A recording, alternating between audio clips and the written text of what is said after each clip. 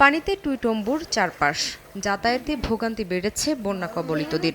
খাবার বিশুদ্ধ পানির সংকটে দুর্বিষহ জীবন পার করছেন দুর্গতরা। লক্ষ্মীপুরে কয়েকদিন ধরে বন্যার পানি কমতে শুরু করেছে। পৌরসভার অধিকাংশ সড়কের পানি নেমে গেলেও বেশ কিছু এলাকায় হাঁটু সমান পানি। এতে চলাচলে ভোগান্তি পোহাতে হচ্ছে সাধারণ মানুষদের। উঁচু জায়গা তৈরি করে কোনোরকম রান্না বান্না করে খেয়ে না খেয়ে দিন পার করছে তারা। জেলায় এখনও পানিবন্দী 5 লাখের বেশি মানুষ। বিশুদ্ধ পানির সংকট ও পয়ঃনিষ্কাশন ব্যবস্থা না থাকায় চরম ভোগান্তিতে বানভাসীরা। স্থানীয়দের অভিযোগ, প্রভাবশালীরা খাল দখল করে স্থাপনা নির্মাণ করায় বন্যার পানি নামতে বাধাগ্রস্ত হচ্ছে। এতে নষ্ট হচ্ছে জমির ফসল, মারা যাচ্ছে গবাদি পশু। আর্থিক ক্ষতির মুখে পড়েছেন তারা। আমাদের পাকঘরটা সব শুকিয়ে গেছে এবং কি ঘরের ভিতরে হাঁটুর নিচ পর্যন্ত উঠছে পানি। এখনো পানিবন্দি আছি, হাঁস গেছে, মুরগি গেছে, আমাদের অনেক ক্ষতিগ্রস্তের ভিতরে আমরা আছি।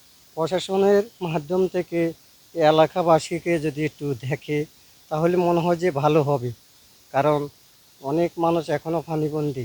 সব বাঁধ দেওয়ার কারণে পানিটা না আমি ধীরে ধীরে এখন আমরা খুব দুর্ভোগ আছি। নোয়াখালীর বেগমগঞ্জের জয়কৃষ্ণপুর সরকারি প্রাথমিক বিদ্যালয়ের আশ্রয় কেন্দ্রে কোনোরকম দিন কাটাচ্ছেন বন্যা কবলিতরা। পানি কমলেও মাথা গোঁজার ঠাঁইটুকু হারিয়ে নিঃস্ব তারা। বাড়ছে ডায়রিয়া ও চর্মরোগে আক্রান্তের সংখ্যা। পানি যত কমতেছে তত আমাদের বিপদ মনোযোগী বাড়তেছে, যেমন ঘরগুলো পড়ে যেতেছে। যে অবস্থায় আছি, যে জনজীবন প্রায় বিপন্ন অবস্থায় আছি। 20 দিন ধরে পানিবন্দী এসব মানুষ সরকারি বেসরকারি ত্রাণ সহযোগিতা চাচ্ছেন। শামীমা শাম্মী, সময় সংবাদ।